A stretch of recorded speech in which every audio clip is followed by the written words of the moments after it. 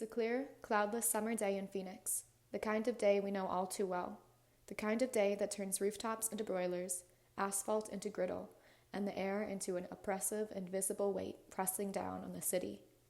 But for many in our community, it's more than just discomfort. It's a daily struggle to survive. Extreme heat is the deadliest climate-related hazard in the United States, and Phoenix is ground zero. In Maricopa County alone, 645 people died from heat-related causes in 2023.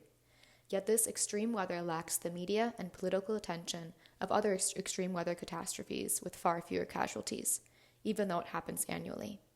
And our city isn't just hot, it's getting hotter. The urban heat island effect is raising temperatures, trapping heat, and making it unbearable to be outside. This isn't just an environmental issue, it's a social crisis. For many people, stepping outside means stepping into danger. The construction worker who can't afford to miss a shift, even as the pavement beneath him reaches 160 degrees. The elderly woman rationing her air conditioning, sitting in a stifling home, afraid of the bill that will come if she turns it up, hoping not to be one of the 156 people who died from extreme heat while indoors in 2023. She's not alone.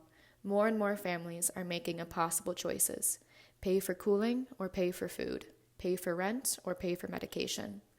One woman told a volunteer at the Salvation Army, "I come here for a few hours to escape the heat and talk to people. Then I go home when it's not as bad." But what happens when it doesn't cool down? When the heat lingers through the night, baking our homes and our streets? When the power grids fail under the pressure of millions of air conditioners running at full blast? Scientists modeled a worst-case scenario, a multi-day power outage during a heat wave. The results? Half the city, 800,000 people, would require hospital treatment for heat-related illnesses. More than 13,000 would die. Cooling centers can be a lifesaver, but only if people can reach them, if they have transportation, if they feel safe leaving their homes, if they don't have to choose between their life and their pet's life, because many centers don't allow animals.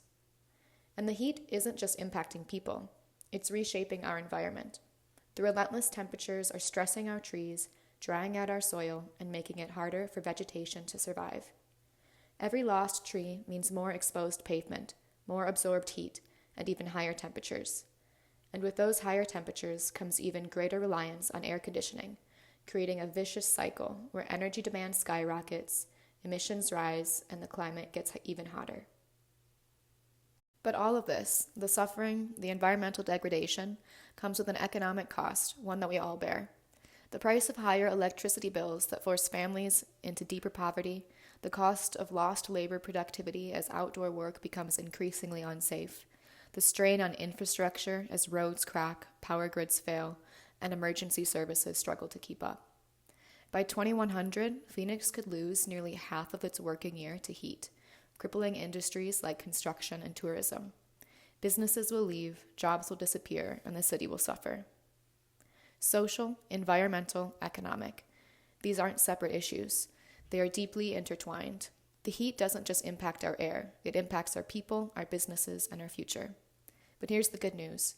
We are not powerless. We have the tools, the technology, and the solutions to make Phoenix a more resilient city. In the next section, we'll share real, actionable solutions, ways we can cool our city, protect our people, and build an economy that thrives despite the heat.